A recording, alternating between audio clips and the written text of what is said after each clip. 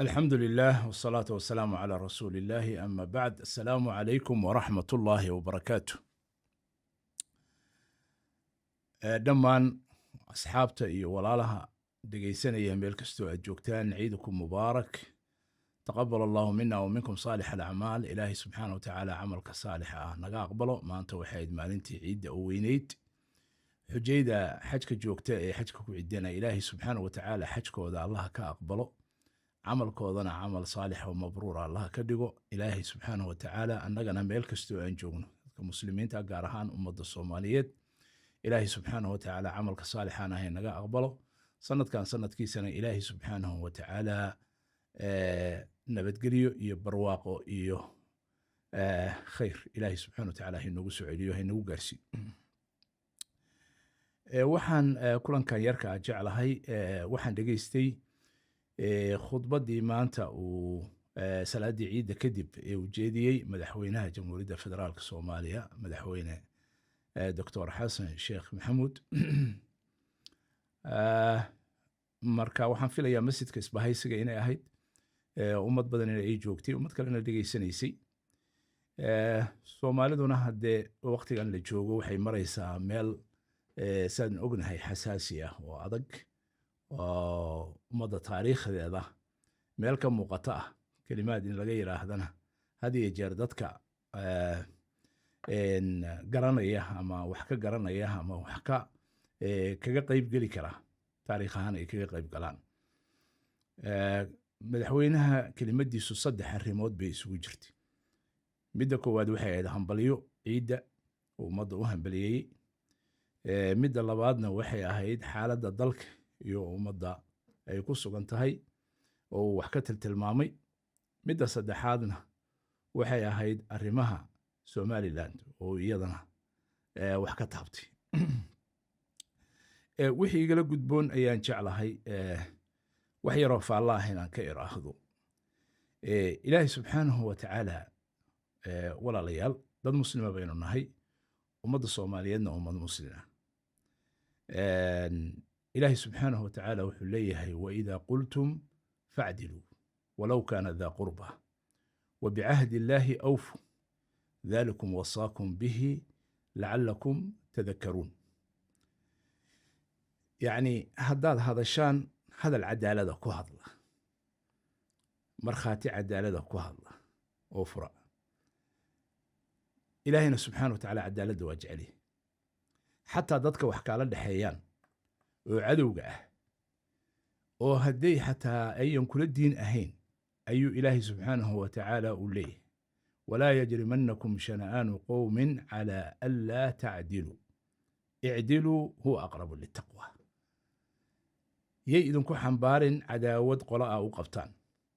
أما يهود هذان أما نصارى هذان أما مشركين هذان أما عدك لها هذان إن عن عدالة فلن يأذنكم حنبار صوبت وحيتها عدالة إلهي جعليها ون أمره إن الله يأمر بالعدل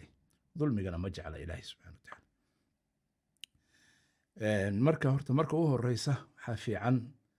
dadku markay hadlayaan qof walba inuu isku dayo bani aadan baa leeyahay oo dembi waa la gelayaa waa la gafayaa laakiin in la isku dayo had iyo jeer in cadaalad lagu hadlo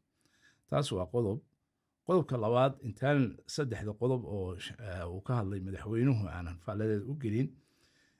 madaxweynaha waxa ka muuqatay xoogaasi yani dhinac waxa ka muuqatay waa muuqaalka waana ku qaldanaan karnaa xoogaa waxa ka muuqday nooc cara ah waa ka muuqatay oo dadka uu ka hadlaayo iyo cidda uu ka hadlaayo iyo nooc waxaa ka muuqday daal ah oo laga yaabo ama hurdala-aan ama waxyaalo kale ay keeneen ama muran ama waxyaalo uu galay laga yaabo inay gasho qofkii hadda mas-uuliyad sidaana ama xil sidaana dhibaatooyin badan oo noocaasa uu la kulmaya marka ilaahay subxana wa tacaala huu kaalmay midda hambaliyadu dee waa fiicnayd iyada wax badan kuma dheeraanay hal qodob un baan ka odhanaya madaxweynuhu wuxuu dadka ugu yeeray inuu dadka danyarta ah loo gargaaro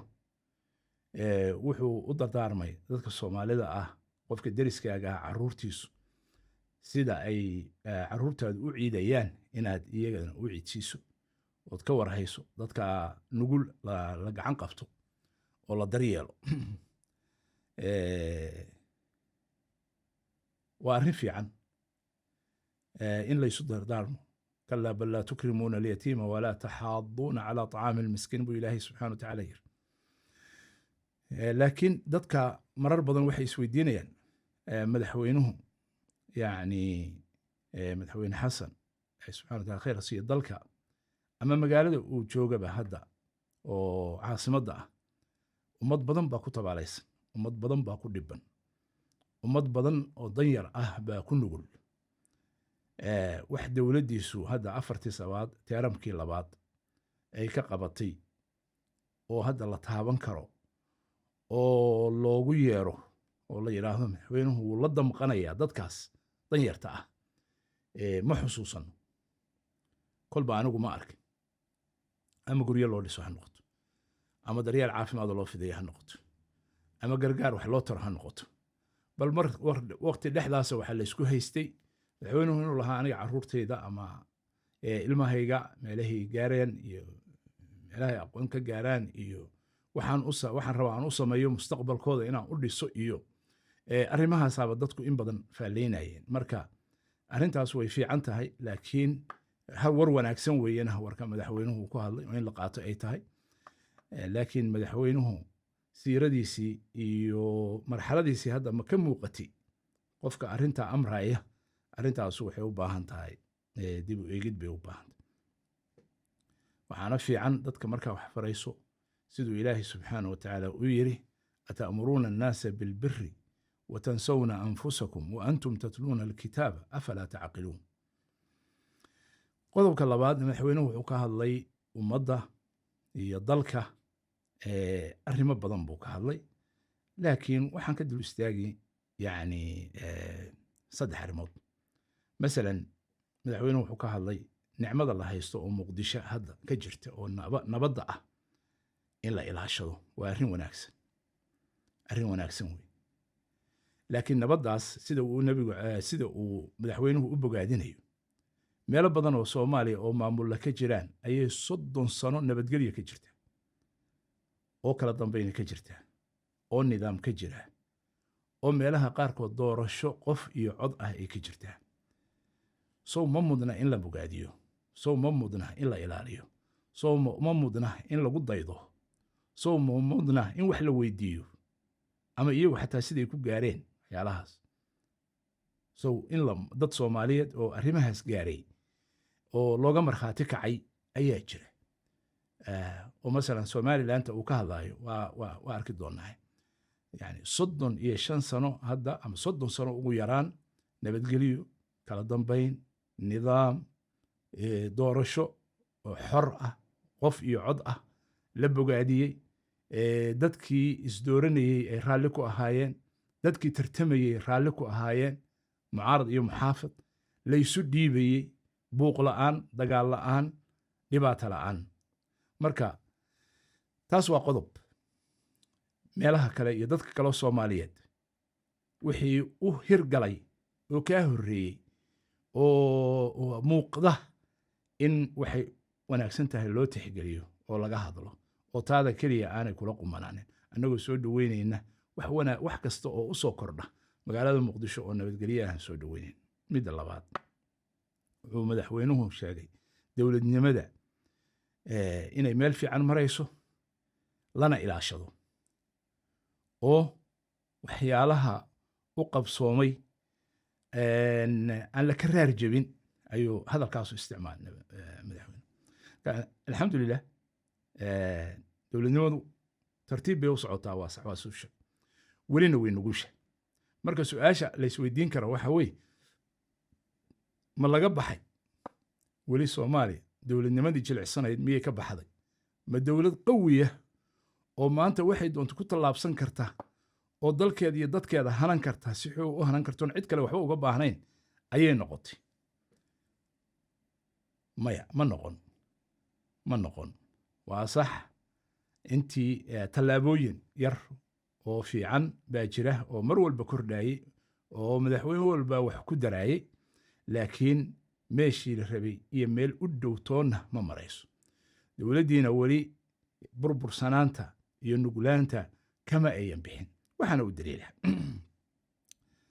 maanta su-aasha koowaad oo madaxweynaha la weydiin karo waxa weeye, madaxweyne 4 sano ka hor teeramkii labaada ku soo noqotay ayaa ammaanadan lagu dhiibay. waajibka ugu horeeya oo lagaa rabay inaad ka shaqayso oo lagu igmaday waxa weeye dalkan inaad dhammaantiis isu keento.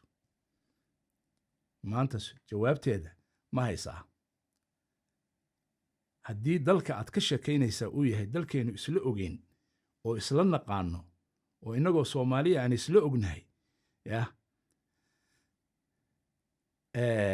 ma jirto arrinta aad ka sheekaynaysaa. madaxweynuhu xataa wuxuu ku hanjabay, waxaan filayaa hadalkaasuna mucaaridku ku socday, dowladdu waajibkeeda waa gudanaysaa, annagu dowlad baan nahay, cidna u ogolaan mayno amniga inay khalkhaliyaan sidii dagaal iyo xoog uu ku hanjabayo oo kale. ma tahay dowladda xoogga ku hanjabi kartaa dowladda madaxweyne xasan sheekh maxamuud ee xukuumadda federaalka? ma tahay. waxaan ognahay Somaliland inay gaar u taagan tahay oo ay iclaansatay dowlad madax bannaan 30 sano gudahood. 2 teeram oo aad qabatay waxba kama aadan qaban. Puntland waa tagtay, xiriirkay dowladdii u jartay dhexe. Jubbaland waa tagtay, dowladdii federaalka dowladaha ka mid ah oo koonfur galbeed iyadana waatay tagtay. dagaal baa ka dhacay, arrinteeda weli ma xasilin. iyadoon weli xasilin hadda waxaa bilaabanaysa haddana galmudug oo arrinteeda hadda laysku tuurtuurayo, lagana yaabay inay arrimaha madaxweynaha hurdada ka qaaday ama dhibaatada u keentay ay tahay. intaa waxaa dheer, dalkii qaybo dhan oo ka mid a weli waxaa haysta shabaab baa haysta oo ka taliya, oo dowladda iyo maamulkeeda iyo amarkeedu midna ma gaari karo. gobollo badan, qaybo badan oo ka mid ah shabeellada dhexe, shabeellada hoose, jubbada dhexe, qaybo badan oo ka mid ah dalkii gacanta kuma jiro. dalkii weli waa dal fragile oo ciidan ku filan dhistay oo maanta ka maarmay ciidamo ajnabi ma aha. weli ciidamo ajnabi baa jooga oo badan oo tiro badan weliba, oo lacag ku qaata oo kharash ku qaata. magaalada muqdisho, xerada xalane, dowlado iyo ummado baa degan aan la garanayn, oo mararka qaarkood mas-uuliyiinta dowladda qaarkood aanay tegi karin oo geli karin. dalka madax bannaanidiisii badda iyo cirka iyo xuduudaha inta aynaan gaarinba, intii hadda la hayay sideedii iyadoo ah baad ka tegaysaa 4 sano kadib maanta oo aadan dalkii isku wadahayn. intaa waxaa ka daran burburka yacni siyaasiga ah oo maanta madaxweynihii lagu dhegan yahay ligliga oo la leeyahay wakhtigaagii wuu dhammaaday iyo wakhtigaygu ma dhammaan, iyo khilaafaad siyaasi ah oo laysku haysto. intaa waxaa ka sii daran, dowladdu ma keligeeda huba haysataa. dalkan dagaal ehliyu galay, qabaa'il buu u kala jajabay 91dii markii dowladdii dhexe burburtay. ilaa maalintaas qabiil walba waa hubaysay, qabiil walba maleeshiyaad buu leeyahay. iyaga dhexdooda marar badan isdilo oo dadka muslixiinta ay kala islaaxiyaan oo kala hagaan. dowlad xoog ku kala dhex geli kartaa ma jirto. dal saas u wada habasa ma dowladda keliya baan dhihi karnaa maanta keligeed baa hubka haysta oo cidday rabtay muquunin kartaa maya. marka waxaan isweydiiyey, madaxweynuhu dowladda uu ka sheekaynayo oo heerkaas gaarsiis, ma dowladdii maxamed siyaad allah u naxariistay oo 74 joogtaba iyo 75 oo dalka oo dhan gacanta saa ugu hayso oo iyadu keligeed ka taliso oo cid kaloo isdhaqaajin karta ama neefsan karta aanay jirin maya. marka madaxweynuhu meesha uu ka hadlayo baan garan waayey, dowladda uu ka hadlayo baan garan waayey. madaxweyne homeworkgaagi ama shaqadii lagu diray baadan soo qabsan. ma iga aha dhaliil keliya sheegid ma aha. waxa weeye waxaa ilaahay subxaanahu watacaala ina faray inaynu isu naseexin. addiinu nasiixa, addiinu annasiixa. yacni runtaa la isu sheegaa, taladaa la isu sheegaa. haddaynaan isu sheeginna haddee waxa weye waxba inooma hagaagayaan. marka bal arrintaas waxaa loo baahan yahay madaxweynuhu dib ugu noqdo. midda saddexaad oo u dambaysa waxaa weeye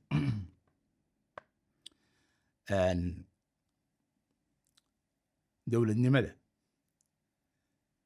laynoo aqoonsan yahay oo ay dowladdu hadda gacanta ku haysa waa meel fiican, waa meel laga amba qaadi karo. laakiin dadka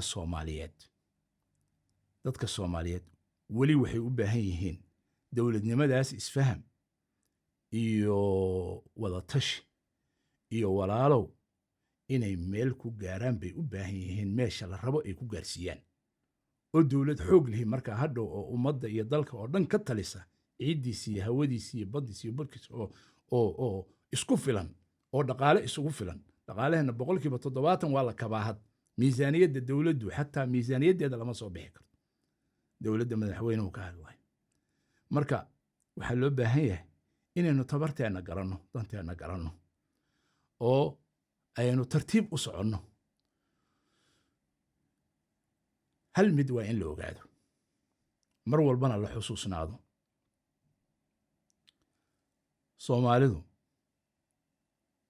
Soomaalidu isma muquunin karto. marar badanna waan ku celinay arrinkaas. marar badan waa in la xusuusnaado. Soomaali isma muquunin karto. ninna ma oran karo ninka kale inta tabar u sheegto xoog baan kugu muquuninaya, xoog baan kugu xukumaya. arrinkaa waa in la ogaado. hadday taas dhacayso mar horaa sheekadu dhammaan. midda labaad waxaa weeye Soomaalidu iskuma hayso diin, iskuma hayso. diintu waa waxa mideeye waaye. kulligood waa dad muslimiina 100% alxamdulilaahi rabbil caalamiin, oo kitaabka iyo sunnada u wada hoggaansan oo madhabka shaaficiga haysta. laakiin waxay isku hayaan siyaasad iyo anaa ku xukumaya iyo ima xukumaysid, anaa kuu talinaya iyo ima talinaysid. mar walbana waa in la xusuusnaadaa shakhsiga Soomaaliga ah kuma laha waxba waan ku muquuninaya, waan ku xukumaya. isticmaarkii Yurub ka yimi oo xabadda watay oo hubka watay ayaa sidaas ugu nagaan kari waayay. meelaha uu Afrika qarniyaal badan u haystay, Soomaaliya kuma nagaan.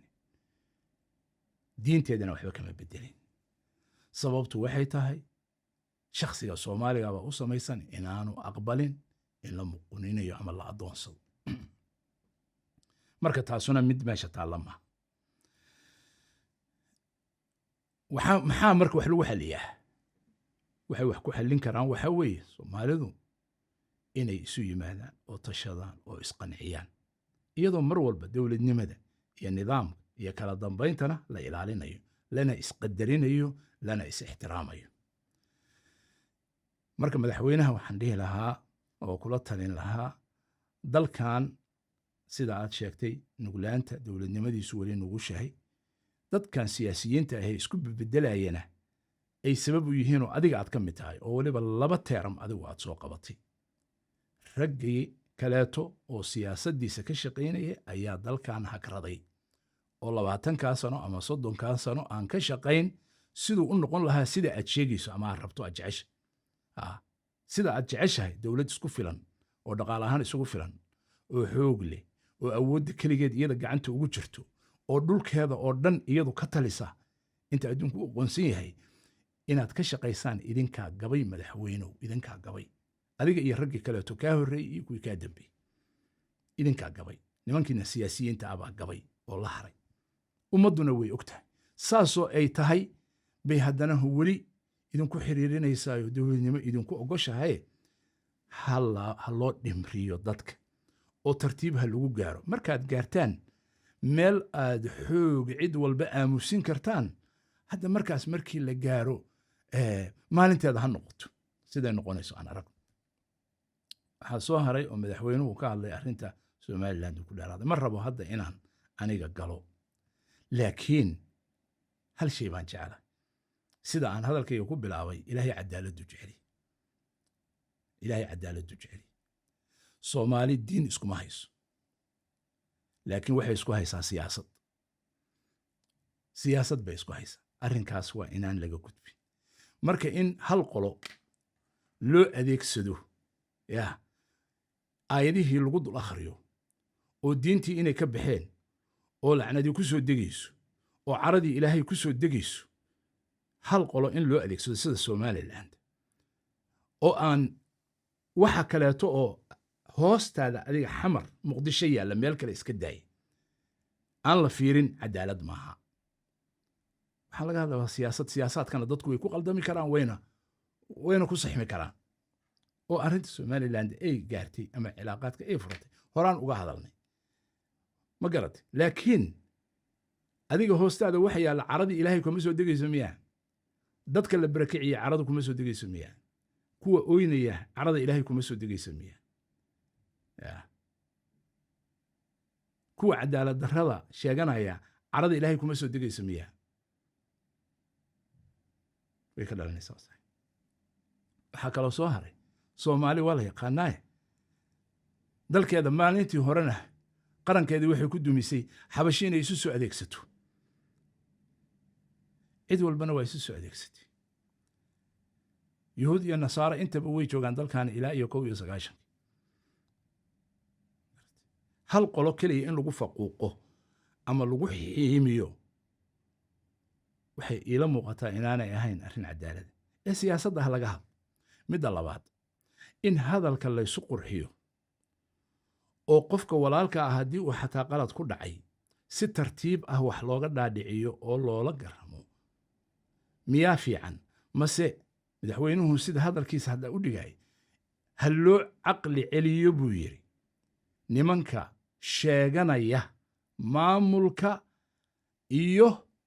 hoggaanka sheeganaya ee gobollada waqooyi madaxweyne waxaad rabtaa xal baad rabtaa dad baad rabtaa inay kuu soo joogsadaan oo aad la hadasho magacoodii xataa ay sheegteen uma ogolid qofka magaca uu isagu la baxay maceebbaa in loogu yeero dee ku yidhahdeen jamhuuriyaddii Somaliland baa nala yidhaahdaa annaga dee magacooda ugu yeer maxaad ugu diidi udcuuhum ilaahay wuxuu yidhi udcuuhum liaabaa'ihim huwa aqsadu cinda allaahi zayd baa ku soo zayd ibnu muxamed ha odhanina zayd ibnu xaaritha dhaha sida uu yahay oo aabbihiis yaa u sheega qofku magaca uu la baxay baa loogu yeera tanaabus bilalqaabna ma fiicna oo waa laysu sheeg marka taas waa qodobka labaad nimanka sheeganaya marka aad tiraa maamulka iyo hoggaanka sheeganaya ma sheegad baa mise waa yihiin hoggaan dalkooda waa u yihiin dadkooda waa u yihiin Somaliland ninka madaxweynaha ka ahi sida adiga aad madaxweyne dad ugu tahay miyaan ugu ahayn maxay tahay sheegadku adigana ma sheegad baa haddii lagu yidhaahdo ka waran cadaaladdu ilaahay garteeday taqaanaa ma saasaa loo wada hadlaa mise saasaa xal keeni karta wadda ma keeni kartaa taas ma keeni karto qofka aad caynayso oo aadan waxba u ogolayn oo aadan xataa magaciisa u ogolayn oo aadan maamulkiisa xataa u ogolayn sidee rabtaa inaad xal uga raadinayso ama aad u leedahay xal baan ka heli karaa ma suurtagal maaha ma dhici karto marka nin lagu soo doortay doorashadaada doorasho ka hufan oo ka fiican oo ka toosan oo adduunka dhammi markhaati ka yahay ayaad waxaad leedahay sheeganaya taasuna wax fiican ma hadal fiican ma dadka dowladnimadooda lagama hayn karo midda saddexaad hadallada xoogaa la qoonsan karo oo meesha ku jira Israa'iil waxaa tiri uma diidanin annaga dowladnimadeeda haddaadan adigu dowladnimadeeda u diidanayn dad muslinaaba joogo annagu aan ka mid nahay aan dowladnimadeeda ogolayn oo leh baatil bay ku dhisan tahay aslan laanno dhul muqtasaba oo xoogtay bay ku dhisan tahay baan leenahay annaga mas'alo wey ad waxaad leedahay waaba u ogolahay dowladnimadeeda ha qaadato dowladnimadeeda oo maxaa isku haysaan marka maxaa isku haysaan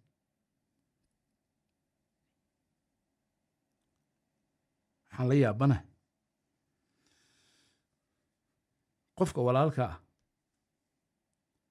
marka aad hadal macaan iyo hadal wanaagsan ugu yeerto uu ku soo istaagi markaasaad wax ka wada hadli kartaan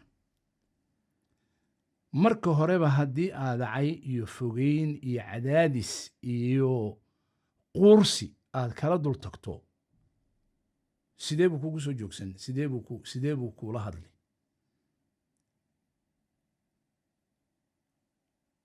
hadda waxaad madaxweynuhu tiri hadalkaagii ka mid ahaa adduunkaana weydiiya dadkiina ahlu qur'aanka ah see yuhuud xiriir ula yeelateen waxaanu ku jawaabno ma naqaan waxaad ku jawaabto waa taqaan laakiin waada rabin waxaad ku jawaabtaa waxa weeye 30 sano adaa cadaadinayay adigaa xal keeni waayey adigaa hadalladii oo dhan ka burburiyey adigaa fogeeyey adigaa meesha ay galeen u geliyey oo qayb ka ah maxaa u dhihi weysa saas annagaa qayb ka ah maxaa u dhihi weysa annaga dowladdii magaceeda sheeganayna dowladdii soomaaliya yaa oo sharciyadeedii haysanna ayaa sabab u ah inay israa'iil cilaaqaad la samaystaan maxaa u dhihi weysay saad waxa weeye maxaa laga qabtay adigu maxaad ka qabatay 10 sano ayaad xukumaysaa soomaaliya xal ma weyd ma dad soomaaliya oo geed aad la fariisan karto oo isku aftihiin oo isku diintihiin isku luqadtihiin baa wax ku heshiin weydeen suurtagal maaha inaad meel ku heshiin weydaan ama wax ku kala ama wada jooga ama kala taga waxaad ku heshiisaan unbuu noqonaya almuslimuuna calaa shuruuti laakiin sidee xal loo weyn karaa waan laga shaqayn maa tirahdid waan laga shaqayn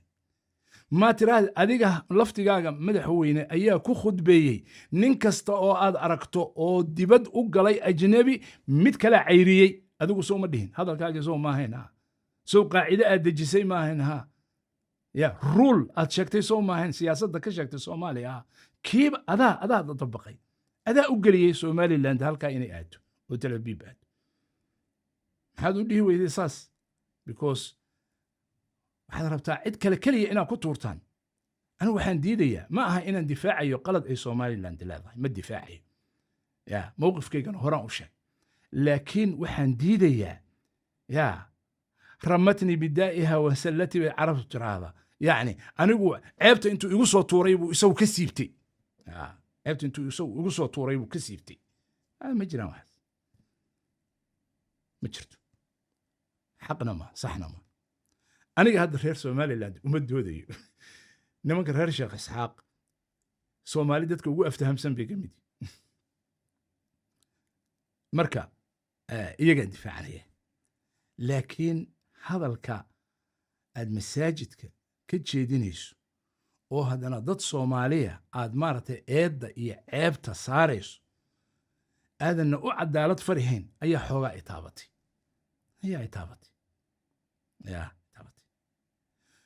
nin gaal ah ayaa wuxuu qoray soomaalida si kastoo isu khilaafsan tahay oo qabaa'il ugu burbursan tahay laba shay oo taariikhiya oo dhaqan ah ayaan isku haya weligoodna aanay u kala go'ahayn maxay tahay wuxuu yidhi waa cultural tie yacni dhaqan weye baa isku haya dhaqankaas muxuu yahay laba tiir buu leeyahay waa afka soomaaliga iyo diinta islaamka waa run waa labada tiir labada xarig ee soomaali aanay ku kala go'i karin meel kastoo joogto ama jabuuti ha joogto ama jigjiga ha joogto ama hargeysa ha joogto ama muqdisho ha joogto kismaayo ha joogto gaarisa ha joogto wajeer ha joogto ma kala go'i karto waxaa isku xiraya af baa isku xira kow waxaa kaloo isku xiraya diin islaam baa isku xiraysa waa laba tiiroo adag waa laba xarig oo adag laba guntimoodoo adag marka si kastay xataa haddii dowlado noqoto ma kala go'ayso soomaalida hadda jamhuuriyadda soomaaliya federaalka adiga hadda u tahay iyo gaarisa ma kala go'anta iyadoo dowlad kale ka tirsan maya ma kala go'an iyaga iyo mandheera ma kala go'an yihiin ma kala go'an iyaga iyo jabuuti ma kala go'an yihiin ma kala go'an iyaga iyo jigjiga ma kala go'an yihiin ma kala go'ana maba kala go'i karto soomaaliya maxaa dhacay dhaqan iyo af iyo diin baa isku xiraya intaa waxa uu heliya waaba qaraabo kulligood waa isku mid waaba ehelnimo afkii iyo diintii iyo ehelnimadii baa isku xiran oo wiilka xamar buu jooga abtigiisna jigjiguu jooga adeerkiisna gaarisuu joogaa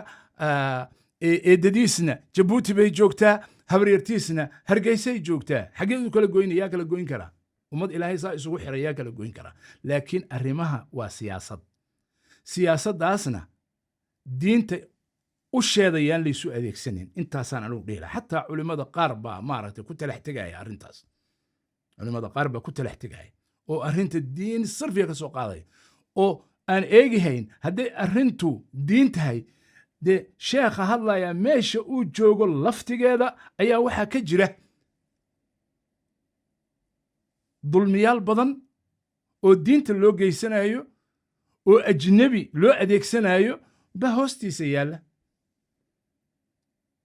ilaahay subxana wa tacaala ceebaha haasto laakiin hal qolaa wax lagu tuuraa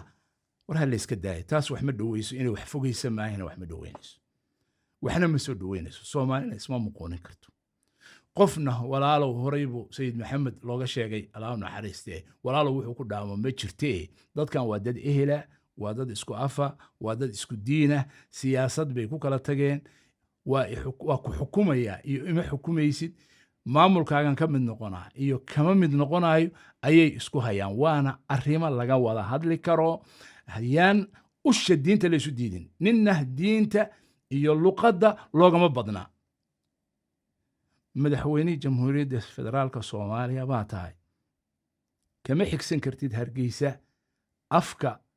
iyo diinta midna kama xigsan kartid soomaaliyana kama xigsan karto yaan laysu marka waxayn qofna qof kama xigo arrintan kamana qofna ugama diin badna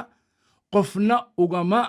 cibaado badna qofna ugama af badna wixii aan wadaagnay qof kula leh oo kaaga badan mararka qaarkood ayaad waxaad rabtaa inaad bannaanka uga tuurto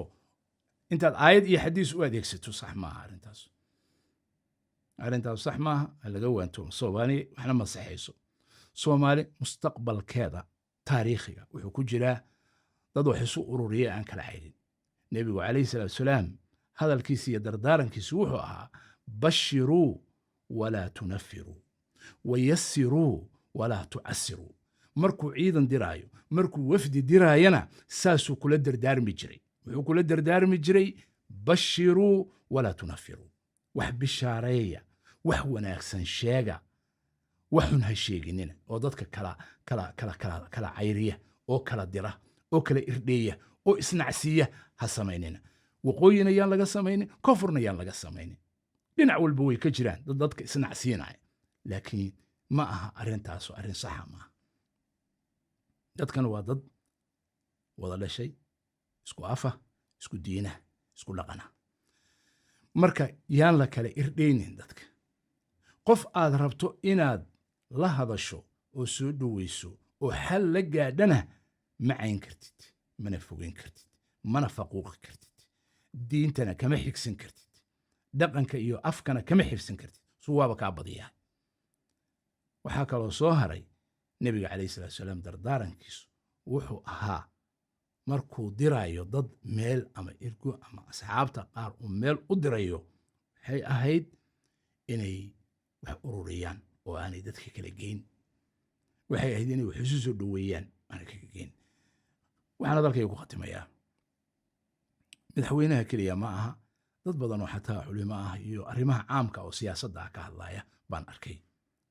oo siyaasaddii sida yani aayaadka keliya ku xadidaya oo ku diinaya oo fatwo uun ku xiraya arrimaha siyaasiga ah ee ummaddu isku qabato waa la isqabtaa saxaabadii baa isqabtay maxay isku qabteen ma diin bay isku qabteen iskuma qaban diin kulligood waxay ahayn asxaab radia allahu tacaala canhu meelku khilaaf ka bilow siyaasad iyo xukun baa la isku qabtay iyo imaarad iyo arrimo la mid ah la isku qabtay ninna diinta kama saarin ma garanaysa weligeedba khilaafkuu soo jiri jiray dadka muslimiinta sidaa darteed waxaan leeyahay marka laga hadlayo arrimaha siyaasiga ee soomaalida dhexdeeda ah oo qabaa'ilka iyo ummadda iyo waxa u dhexeeya wax badan oo isku murugsan baa jira wax badan oo isku murugsan baa jira oo qabyaalad leh oo kala googo' leh oo kala irdhow leh oo dulmi la kala tirsanaya leh oo maaragtay masaalix la kala sheeganaya leh adigiina wixii uma aadan wada garniqin wixii oo dhan si fiican meel ma aadan soo wada fariisin laakiin hal qolo hadda usha kula dhacdo sax ma noqonayso cadaaladna ma noqonayso marka arrintaasna waxaan dhihi lahaa dadka ka hadla qadaayaga caamka ah oo guud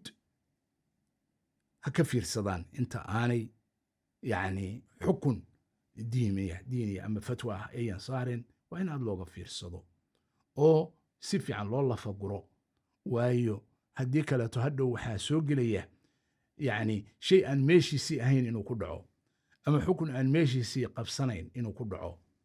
ma garanaysaa marka aad iyo aad in arrimaha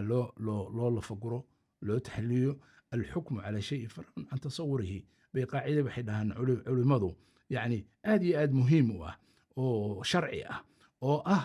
shayga intaadan xukun saarin waa inaad si fiican suuraddiisa u fahamtaa sawirkiisa waa inaad si fiican u fahamtaa oo bimacnaa khilaafaadka hadda soomaalida oo keenaya dhibaatooyin badan yaa waa in aad loo fahmaa maxay tahay juduurtiisu maxaa keenay maxaa dafcinaya maxaa xoojinaya maxaa ma la keeni karaa sababahaas in laga baaqsan karo qaabkay u dhacday sidee bay u dhacday taariikhdeedu maxay tahay yaa u sabab ahaa yaa u waxyey waxaasoo dhan waa in laysla baaro waxaasoo dhan iyadoon la baarin hal meelood darafa ka soo qabsato oo ku rido waxaa laga yaabaa inaanu arrinkii noqon arrin